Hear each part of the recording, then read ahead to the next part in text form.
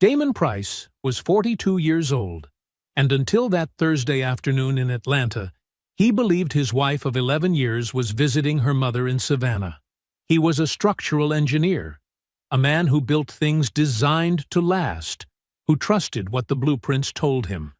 He had never once questioned Lydia's annual August trip. Not once in 11 years. But something had shifted when she came home that summer. Small things, wrong things. The kind of hairline fractures that only an engineer notices. So Damon booked a flight. He parked across from a Buckhead restaurant and he waited. And then he watched his wife walk through that door in a dress he had never seen, laughing before she even reached the entrance, and greet another man the way you greet someone who knows every part of you. He sat in that car with his camera, and his silence, and 4 months of quiet suspicion that had just become something else entirely. What Lydia didn't know, what she couldn't have imagined, was that the man she had underestimated for 11 years had just started taking notes. And what he was about to uncover went far deeper than one man in one restaurant. What Damon did next would cost her everything she thought she'd already secured. Before we jump into the story, comment where in the world you are watching from and subscribe because tomorrow's story is one you need to hear. The numbers on the page blurred as Damon Price squinted at his calculations in the pre-dawn darkness. The kitchen's overhead light cast a warm glow across his work materials, blueprints, engineering specs, and a half-empty coffee mug that had gone cold hours ago. It was 5:47 a.m., and like every other morning, he was the first one awake. He adjusted his reading glasses and double-checked the load-bearing figures for the new office complex his firm was designing. Numbers had always made sense to him. They were reliable, consistent. If the math was solid, the structure would hold. It was that simple. The house around him was quiet except for the soft hum of the refrigerator. This was his favorite time of day, before the world fully woke up. The morning light was just beginning to creep through the kitchen windows he had specifically positioned to catch the sunrise when he designed this house 11 years ago. Every detail had been carefully considered, from the exposed wooden beams to the open floor plan that made Lydia's dinner parties flow so smoothly. Footsteps padded down the hallway, and Lydia appeared in her silk robe, perfectly put together even at this early hour. Her dark hair was already styled, makeup flawless. She had always been like that, polished, prepared, ready to command any room she walked into. "You're up early," she said, pressing a kiss to his temple as she passed. "Again." Just reviewing the Madison Street calculations. He watched as she moved efficiently through their kitchen, brewing her morning tea with practiced grace. "You always check everything twice," she said, but her tone was fond. This was their routine. Him with his numbers, her with her social calendar and event planning business. They had built a good life together, even if it wasn't exactly the one they'd imagined. The nursery upstairs was still empty, converted to a home office 3 years ago when they stopped trying. They didn't talk about it anymore. Some griefs were better left in comfortable silence. "The August trip is next week," Lydia mentioned, settling across from him with her tea. "I should start packing soon." Damon nodded. The annual pilgrimage to Savannah. 12 days every August when Lydia flew down to visit her mother and sisters. She'd been doing it since their 2nd year of marriage. He'd never minded. He used the time to visit his father in Greensboro, catch up on projects, breathe a little. "Tell your mom I said hello," he said, like he always did. "Of course," she smiled, but something flickered in her expression. So brief he almost missed it. The trip itself went as expected. The shift came after she returned. Small things, barely noticeable if you weren't paying attention. But Damon had spent his career noticing small things, hairline cracks that could compromise entire structures. He noticed how she tilted her phone away when texting, laughing at messages she wouldn't share. How she slept facing the wall 3 nights in a row, something she'd never done before. But it was the conversation about Brenda's kitchen renovation that truly caught his attention. The marble countertops really open up the space, Lydia had said over dinner one evening, describing her sister's new kitchen in detail. A week later, when Damon casually mentioned the marble to make conversation, Lydia blinked. Oh, no, Brenda went with granite. Much more practical with the kids. He watched her recover smoothly, launching into a different story about her sister's family. But the discrepancy lodged in his mind like a mathematical error that wouldn't balance out. That night, Damon sat at his desk in the home office, the computer screen dark in front of him. He wasn't working. He was thinking about load-bearing walls and structural integrity, about how buildings didn't just collapse. They showed warning signs first, if you knew where to look. His hands were steady as he opened his laptop. The soft blue light illuminated his face as he stared at the screen, mind already mapping out the steps ahead. He was an engineer. He didn't work on hunches or emotions. He worked on verified data and confirmed facts. The cursor blinked, waiting for his next move. Down the hall, he could hear Lydia on the phone, her laugh carrying through the walls of their carefully designed home. He began to type. 3 weeks after Lydia's return, Damon sat in his home office late one evening, staring at the login screen for their shared family email account. They had set it up years ago for household matters, utility bills, tax documents, subscription services. His cursor hovered over the password field. In 11 years of marriage, he had never felt the need to check anything. Trust wasn't just a choice for him. It had been his default setting, as natural as breathing. But now his engineer's mind couldn't ignore the inconsistencies, the small cracks in their foundation that demanded investigation. He typed in the password. The inbox loaded, filled with the mundane digital paper trail of their shared life together. He clicked the search bar and typed, Lydia Price. His fingers moved with the same precision he used when reviewing structural calculations, methodical and exact. The results populated his screen. Among the expected confirmations for online purchases and newsletter subscriptions, one email stood out. A hotel booking confirmation from 3 weeks ago. He opened it. The Loews Hotel, Atlanta. Guest, Lydia Price. Duration, 5 nights. Dates, matching her supposed Savannah trip. Damon leaned back in his chair, letting the information settle. Not Savannah. Atlanta. The distance between truth and story stretched out like a fault line. He reached for his phone, scrolling through his contacts until he found Miss Hargrove's number. The kitchen clock read 8:17 p.m. Not too late for a call to his mother-in-law. He had always liked Lydia's mother, appreciated her warm, straightforward nature. The phone rang twice before she answered. Hello? Miss Hargrove, it's Damon, he said, keeping his voice casual, friendly. Sorry to call so late. Never too late to hear from my favorite son-in-law, she replied with the easy affection he'd come to expect from her. I wanted to mail you a birthday card, he said, the pretense feeling heavy in his mouth. Just wanted to confirm your address. You're still on Magnolia Drive, right? They chatted about her address, about the weather, about her garden. Then Damon carefully steered the conversation where he needed it to go. You know, I was just thinking about Lydia's visits. I know how much they mean to you. Oh? Miss Hargrove's voice lifted with interest. How long does she usually stay when she's there? The question felt like setting a level against a wall, checking for true. There was a pause on the line. Baby, Lydia hasn't been down here in almost 2 years. We keep trying to get her to come, but you know how busy she stays with that event planning business?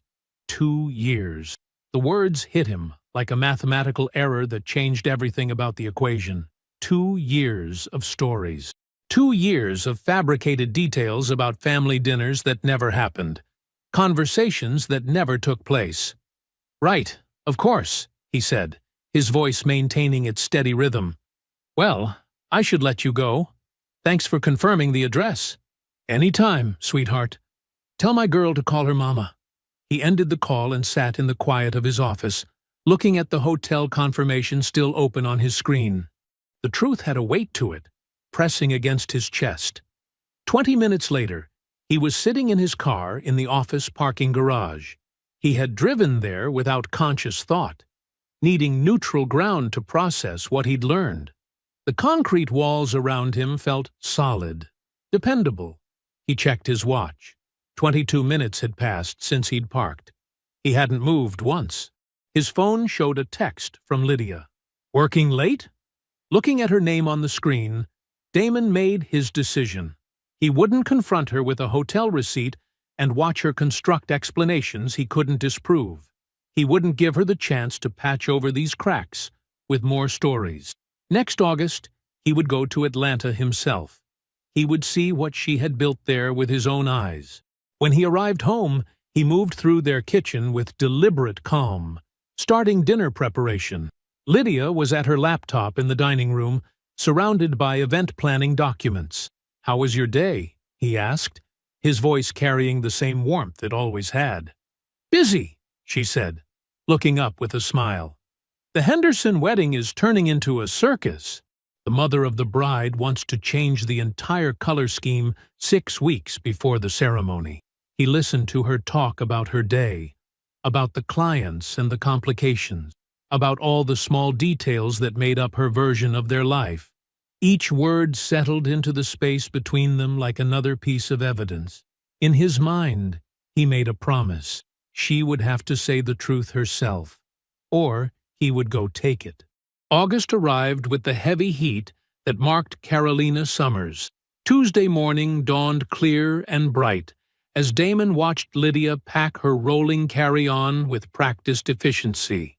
She moved through their bedroom with the comfortable familiarity of someone who had performed this ritual many times before. "Are you sure you don't want me to drive you to the airport?" Damon asked, leaning against the door frame. "No need," Lydia said, zipping her bag closed. "I've got my spot reserved in long-term parking. You know how I like my routine." She crossed the room and pressed a kiss to his cheek, her perfume lingering in the air between them. "I'll text when I land in Savannah." He nodded, watching her walk down their front path to her car. She waved before pulling away, and he lifted his hand in response. The moment her car disappeared around the corner, he went to his home office and opened his laptop. Wednesday morning, Damon called in a personal day at work, his first in over 8 months. He had already booked his flight to Atlanta under his own name, chosen a hotel different from hers, arranged everything with the same attention to detail he brought to his engineering projects. The itinerary note he'd found in Lydia's email drafts listed several locations and times, including a lunch meeting at an upscale restaurant in Buckhead scheduled for Thursday afternoon. He memorized the address, though he'd already looked up the location multiple times, studying the street view, identifying optimal observation points. Thursday afternoon found him parked in a rental car across from the restaurant, positioned where he could see both the entrance and the street-side tables through the large windows. The air conditioning hummed quietly as he waited, his hands steady on the steering wheel. At 12:47, Lydia appeared, walking down the sidewalk with the confident stride he knew so well. She wore a navy blue dress he had never seen before, fitted, professional, clearly chosen with care. Her laughter carried across the street as she approached the restaurant entrance, though he couldn't see who had sent the message that made her smile at her phone that way. Then Warren Cole stepped out of the restaurant to meet her. Damon recognized him from the corporate headshot he'd found online. Tall, well-dressed in a light gray suit that spoke of careful tailoring. Cole moved with the easy confidence of a man accustomed to commanding rooms and closing deals. What happened next wasn't quick or ambiguous. Cole's hand found the small of Lydia's back with practiced familiarity, settling there like it belonged. When he leaned in to kiss her, it wasn't a greeting between friends or even a tentative gesture. It was the kiss of a man who had done this countless times before, who knew exactly how she would respond. Damon lifted his phone and began taking photographs, not in anger, though the emotion was there, buried deep beneath layers of focused observation. But with the same methodical precision he brought to documenting structural defects. He needed evidence. He needed confirmation. 4 minutes of documentation gave him both. The drive back to his hotel passed in a blur of Atlanta traffic and afternoon sun. He ordered room service, a club sandwich and fries that sat untouched on the desk, while darkness crept into the room. He didn't turn on the lights. Instead, he sat on the edge of the bed and finally allowed himself to feel the full weight of what he'd witnessed. 11 years. Countless moments of shared life. Morning coffees, evening walks, holiday celebrations, quiet Sundays. All of it overlaid now with the knowledge that she had built a parallel existence. Every business trip, every girls' weekend, every family visit suddenly required re-examination. How many of them had been real? He gave himself exactly 1 night to process the anger, the hurt, the humiliation. 1 night to let the emotions wash through him without resistance. Because tomorrow required strategy, and strategy demanded clarity. Friday morning, before his flight home, he pulled up property records on his phone while sitting in the rental car. The LLC name he'd found connected to Warren Cole led him to a midtown Atlanta address. The modern high-rise stood gleaming in the morning sun as he drove past, its glass and steel exterior reflecting the sky. County records told the rest of the story. The condo was jointly owned by the LLC, and the LLC had 2 managing members, Warren Cole and Lydia Price. His wife owned property with another man. She hadn't just found companionship in Atlanta. She had invested in a life there, built a foundation separate from everything they shared. 4 days later, Damon stood at the airport arrivals area, watching Lydia walk toward him with her rolling carry-on. She smiled when she saw him, quickening her pace to meet him with a hug. Her perfume was the same one she'd worn when she left, but now he wondered if she wore different scents in Atlanta. "Welcome home," he said, taking her bag and placing it in the trunk of their car.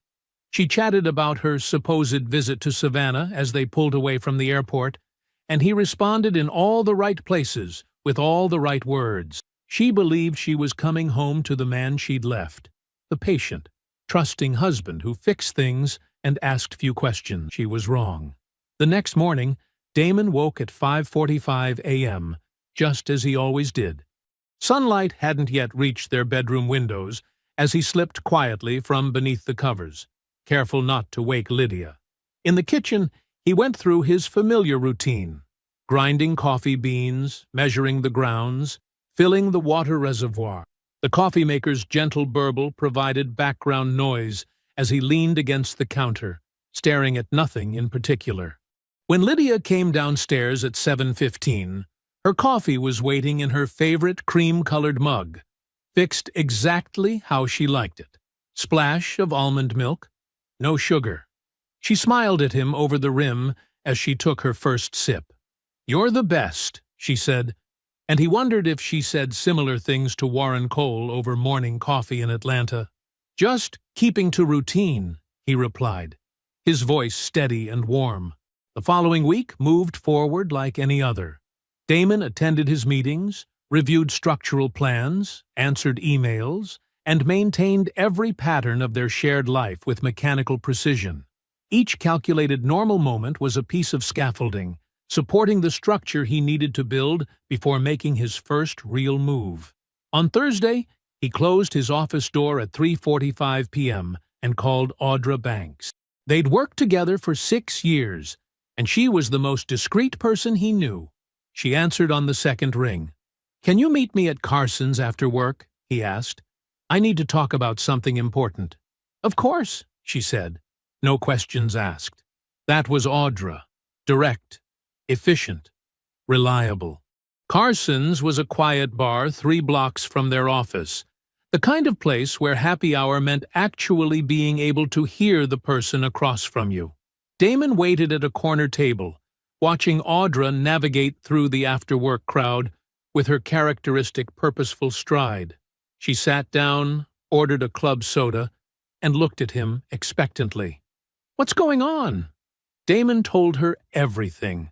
The Atlanta trip, Warren Cole, the condo, all of it.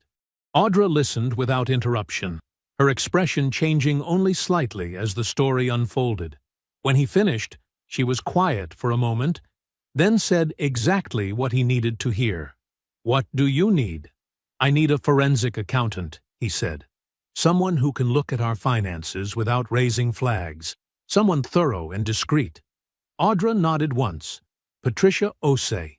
She's handled cases for some of our corporate clients. I'll send you her contact information tonight." The next morning, Damon had an appointment with Patricia Osei, whose office proved to be as precise and organized as she was. She asked clear questions, took detailed notes, and explained exactly what she would need from him to conduct a comprehensive review. "I'll need access to all joint accounts, tax returns for the past 5 years, property records, investment statements," Patricia said, her fingers moving efficiently across her keyboard. "The more complete the picture, the more likely we are to identify any concerning patterns." Damon provided everything she requested. For 2 weeks, he continued his normal routine, while Patricia worked through years of financial records. He made dinner, attended a neighborhood cookout with Lydia, and reviewed plans for a new office complex downtown. If Lydia noticed anything different about him, she gave no indication.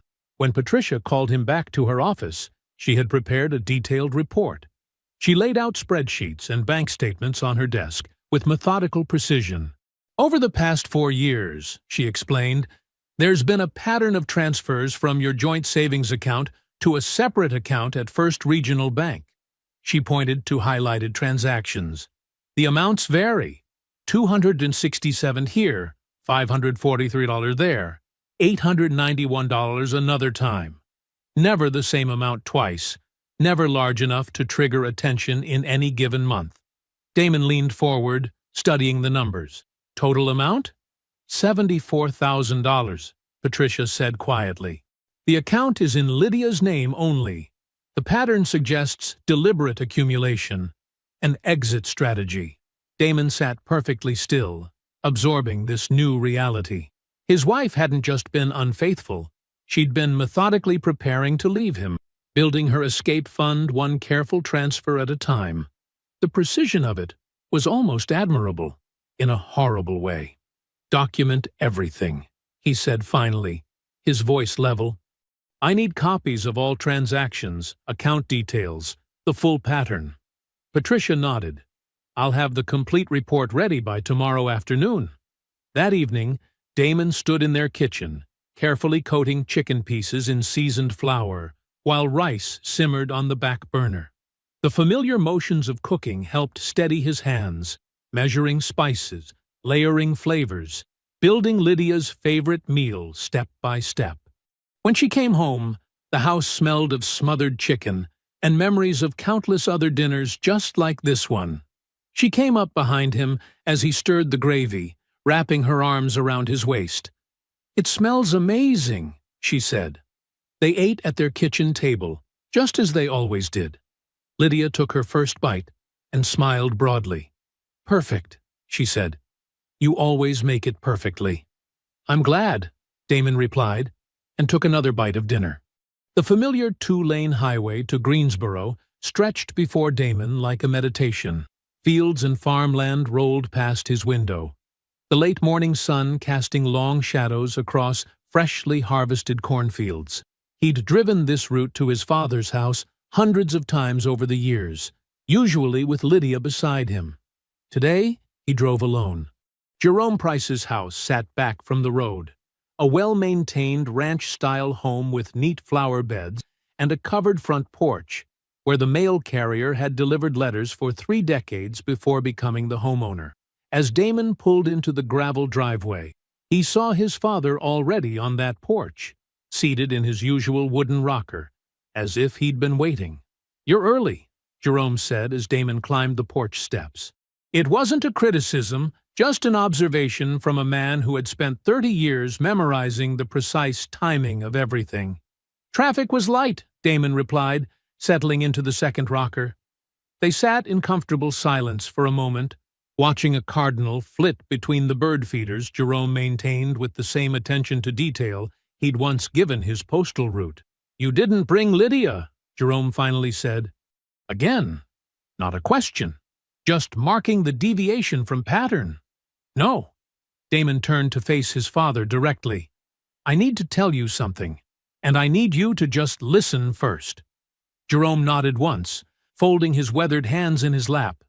He had the patient stillness of a man who had walked miles through rain and heat, learning to read streets, houses, and the people who lived in them. Nothing rushed Jerome Price. Damon started with Atlanta, the hotel confirmation, the restaurant, Warren Cole. He described the condo property records, then moved to Patricia's findings about the $74,000 in diverted funds.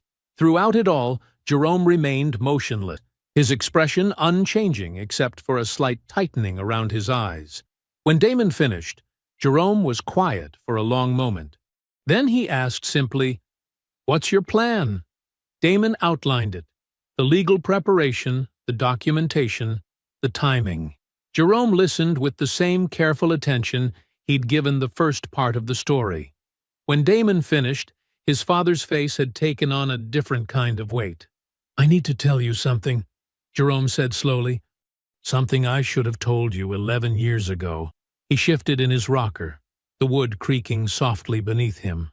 "About 2 years before you and Lydia got married, she came to see me. Here, on this porch. You were at work." Damon felt something cold settle in his stomach. What did she want? "Information." Jerome's voice was carefully neutral. "She said she loved you, but she needed to know about money. Not your salary. She knew that. She wanted to know about inheritance. Specifically, this land. The family land. 31 acres of Guilford County that had been in the Price family since Jerome's father bought it in 1962. Land that had weathered economic ups and downs, development pressures, and multiple offers to sell. She asked if you would inherit it?" Damon's voice was very quiet. Jerome nodded. "She wanted to know its value, its status, whether it would come to you directly or through some other arrangement." He paused. "I told her it was complicated family property, and left it at that. I didn't tell her specifics, but I didn't tell you about the conversation either." "Why not?" Damon asked, though he thought he knew. "Because you were happy," Jerome said simply. "Because I told myself maybe I was reading too much into it. Maybe it was just a young woman being practical about her future." He shook his head slowly. "I've carried that decision for 11 years. They sat with that for a while, watching the cardinal return to the feeder. The land in question stretched out behind the house, not visible from the porch, but present in every conversation they'd ever had about family legacy. "That land's worth about $1.3 million now," Jerome said finally. "With the new development pushing this way, probably more in a few years." Damon absorbed this, not just the number, but what it meant about Lydia's long game. She hadn't just married him for stability. She'd assessed him like a financial prospectus before she ever said, "I love you." The sun was starting to set, painting the sky in shades of orange and purple. Jerome reached over and put his hand on Damon's shoulder, a gesture that contained 11 years of unspoken concern, current support, and shared understanding. "Call Marcus first thing Monday," Damon said, referring to the family's longtime attorney. "We need to clarify the trust structure before any divorce filing.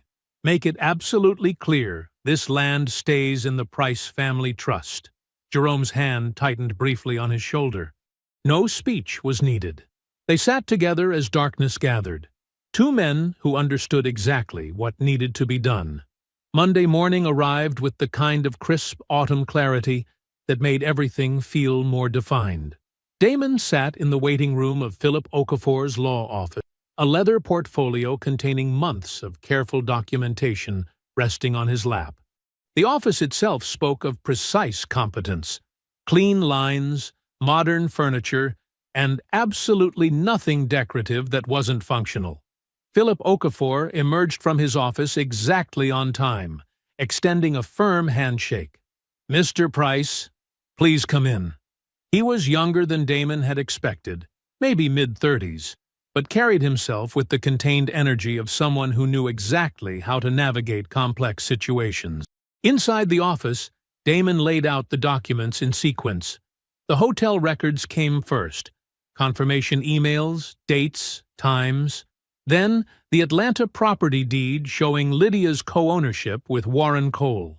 Patricia's detailed financial analysis followed, laying bare the pattern of diverted funds, $74,000 extracted from their marriage, in careful increments over 4 years. "The financial diversion is particularly significant," Philip said, studying Patricia's report. "This constitutes clear marital asset dissipation. She systematically removed funds from joint accounts without disclosure or agreement. That substantially strengthens your position." Damon nodded. "There's more." He described Jerome's account of Lydia's premarital inquiry about the family land. As he spoke, he watched Philip's expression shift subtly. "The timing of this is critical," Philip said, leaning forward. "If she files first, she could attempt to claim the Guilford County property as a marital asset. Has your father started the trust restructuring?" "His attorney began the paperwork this morning." "Good. If that completes before any filing, the land should be protected." Philip made several notes. "We'll need Jerome's sworn statement about that conversation, but the pattern it establishes is compelling, especially combined with the documented financial behavior." While Philip reviewed the documents, Damon's phone buzzed with a message from Audra.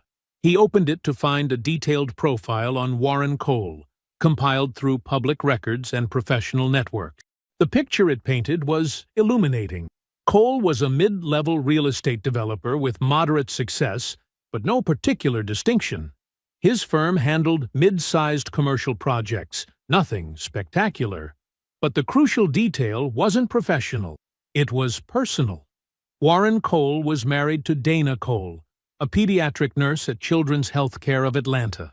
They had 2 children, ages 8 and 11. Based on Dana's social media presence, which Audra had carefully reviewed, she had no idea her husband co-owned property with another woman. Audra's message contained one more critical piece of information.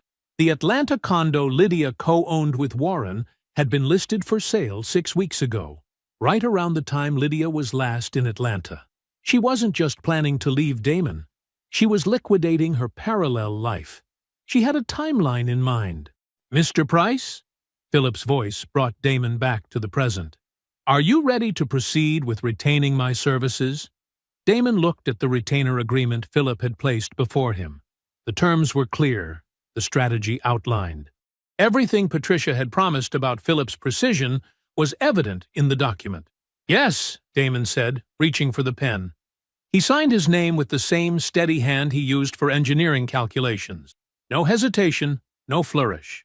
Philip gathered the documents efficiently. "I'll begin preparing the filing immediately. We'll want everything ready to move quickly when the moment comes." "Understood." Damon stood, shaking Philip's hand again. "Thank you for your time." The drive home felt surreal in its normalcy. The same traffic patterns, the same route he'd driven countless times. He arrived to find Lydia already home, curled up on the couch with a book. "Hey," she smiled up at him. "Long day?" "The usual," he replied, settling into his usual spot on the couch. She turned on the television, finding some home renovation show they often watched together. They sat in what appeared to be comfortable silence, the familiar rhythm of their evening routine playing out like any other Monday. Damon felt completely calm. The documentation was in place. The legal framework was being constructed. Jerome's attorney was already moving to protect the family land. Everything was proceeding exactly as it needed to. On screen, a couple argued about kitchen countertops. Beside him, Lydia made a small comment about the tile choice. Damon responded appropriately, his voice carrying no trace of the morning's meetings or the weight of what he now knew. They sat together in the soft lamplight, two people watching television, saying nothing of significance. One of them believing everything was proceeding according to plan, the other knowing exactly whose plan would actually unfold. The November morning arrived with a gentle chill as Damon stood at the kitchen counter, preparing coffee. Lydia entered, already dressed for work, her heels clicking against the hardwood floors. "I've been thinking," she said, accepting the mug he offered. "I'd like to visit Caroline in Raleigh this weekend. It's been ages since I've seen her." Damon stirred cream into his own coffee. "Caroline from the event planning conference?" "Yes, exactly." Lydia's smile was easy, comfortable. "Just a quick weekend trip. I'll leave Friday after work and be back Sunday evening." He nodded, taking a sip. "Sounds nice. Tell her hello for me." Within an hour of Lydia leaving for work, Damon's phone buzzed with a message from Audra. Through her access to a shared cloud device that Lydia occasionally used for travel bookings, access Lydia had forgotten existed, Audra had found something interesting, a confirmed flight reservation for that weekend. Not to Raleigh, but to Atlanta. Damon read the flight details twice, his expression unchanged.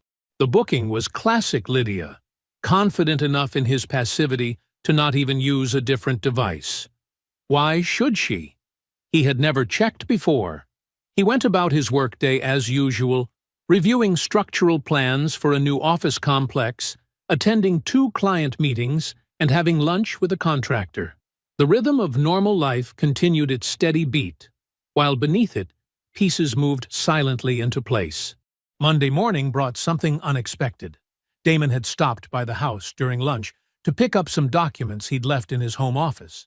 As he passed through the kitchen, the landline phone's message light blinked, a number they rarely used anymore, kept mainly for emergency contacts and services. He pressed play, expecting perhaps a telemarketer or automated message. Instead, a crisp professional voice emerged. "Good morning, Mrs. Price. This is Amanda calling from Davidson and Wheeler Law Offices to confirm your consultation appointment for Thursday at 2 p.m. with Sarah Wheeler. If you need to reschedule, please call us back at—" Damon let the message play out completely. Then he played it again, his engineer's mind cataloging every detail. Davidson and Wheeler was a prominent family law firm. A consultation appointment. Thursday. She was moving. She planned to file first, to shape the narrative before he ever saw it coming. In her mind, she was still several steps ahead. Damon stepped into his car and called Philip Okafor. "She's meeting with divorce attorneys on Thursday," he said without preamble when Philip answered. "We can file today," Philip replied immediately. "Everything's prepared. We just need your final signature." "Not yet." Damon's voice remained steady. "I need 1 more week. There's something specific that has to happen first." After hanging up with Philip, Damon made another call, this one to Lydia's sister Brenda. He had always appreciated Brenda's direct nature, her quiet perceptiveness that reminded him somewhat of Audra. "Brenda? It's Damon. I need to ask you something important." "Go ahead," she said, her tone already alert to his unusual call. "I need you to come to Charlotte next weekend. There's something you need to hear, something involving your sister. I need you there as a witness." There was a brief silence on the line. Then, "You found something." "Yes. I'll be there Saturday morning," Brenda said without hesitation. "I've been waiting for this call for longer than you know." His final call was to Jerome. His father answered on the first ring. "Son? It's time," Damon said simply. "Next Saturday." "Already on my way," Jerome replied. "Been keeping a bag in the car since we talked." That evening, Lydia returned from Atlanta, her weekend bag rolling behind her. She greeted him with a warm smile and a light kiss on the cheek. "Caroline says hello," she said, settling onto the couch. "We had the most wonderful brunch at this new place in downtown Raleigh. Amazing Eggs Benedict." Damon sat beside her, his face a perfect mask of interest. "Sounds nice," he said, and meant none of it. Everything was in place. Saturday morning arrived with a clarity that seemed almost deliberate. At precisely 9 o'clock, Jerome's truck pulled into the driveway. He entered without fanfare, nodding once to Damon before taking his seat in the living room armchair, the one that had been his whenever he visited, a small constant in a house about to shift forever. The next 45 minutes passed in measured silence. Damon checked his watch twice, not from anxiety, but from the same precise attention he brought to every blueprint review. At 9:45, Brenda's car appeared. She walked to the front door with purpose, her shoulders set in a way that suggested she had rehearsed this moment during her 5-hour drive. Lydia came downstairs at 10, dressed casually but well, the way she always dressed for family gatherings.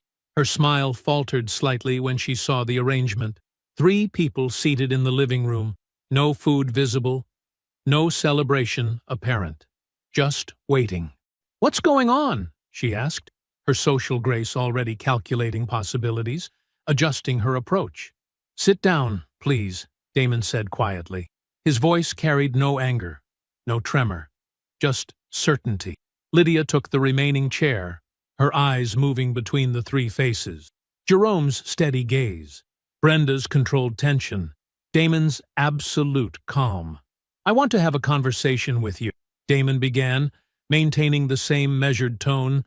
"I asked your sister and my father to be here because I think you'll want witnesses to confirm what I'm about to say is true, and I want witnesses to confirm what you say in response." He reached for a folder on the coffee table. Organized, labeled, everything in its place. The engineer's precision extending to this moment, too. "In August, I went to Atlanta," he said, watching her face register the words. "I saw you at a restaurant in Buckhead. I saw Warren Cole meet you at the door. I saw how he touched you, how he kissed you. I took photographs." He slid the first set of prints across the table. Clear, unambiguous images. Lydia's hand moved toward them but stopped halfway. "Damon," she began, her voice finding its familiar persuasive rhythm. "Yes, Warren and I have been close for a long time. It's complicated. We can get counseling." "There's more," Damon said, his calm unbroken. He withdrew another document from the folder. Patricia's financial report, detailed and devastating. "Over 4 years, you moved $74,000 from our joint savings into a private account. Small amounts, different numbers each time. Never enough to notice month to month." Lydia's face changed. The practiced composure slipped just slightly, like a foundation developing its first crack. The condo deed came next, sliding across the coffee table's polished surface. "Your name, Warren's name, property purchased 18 months ago. $22,000 of the down payment came from that same diverted account. Our money, Lydia, our marriage's money, used to build your other life." The room held its silence. Even the usual morning sounds, birds, distant traffic, seemed muted, as if the house itself was listening.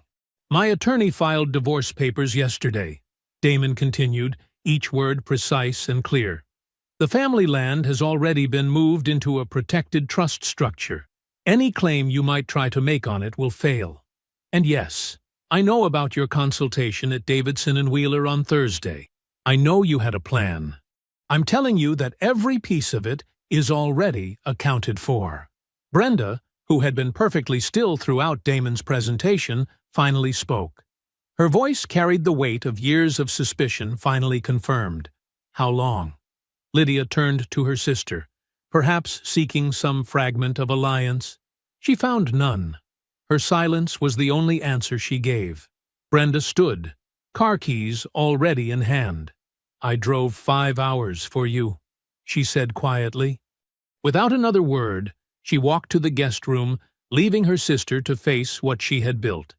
The sound of Lydia's heels on the stairs a few minutes later marked her retreat to the bedroom. The living room held its peace. Father and son, settled in the aftermath of necessary truth. Jerome looked at his son, his expression carrying decades of quiet pride. "You handled that like a man." 4 words that said everything that needed saying. The legal process unfolded with the same measured precision that had marked everything in Damon's life. Each morning he walked into Philip Okafor's office, wearing the same calm expression, carrying folders organized by date and purpose. The engineer's mind at work, even in dissolution. "The dissipation finding is substantial," Philip explained during their first formal meeting. $74,000 over 4 years, with clear documentation of $22,000 being used for the Atlanta property. "It significantly alters the settlement dynamic." Damon nodded, his hands folded on the conference room table. "I don't want revenge. I want clarity." The negotiations proceeded along those lines. Lydia retained her personal accounts, the ones Damon hadn't known about until Patricia's investigation. She kept her car, a modest SUV that had been registered in her name. The Charlotte home, which Damon had helped design and held primary equity in, would be sold with proceeds distributed according to the original investment ratio. It was mathematics, not malice. Numbers on paper that told their own story. During the mandatory asset disclosure process, another layer emerged.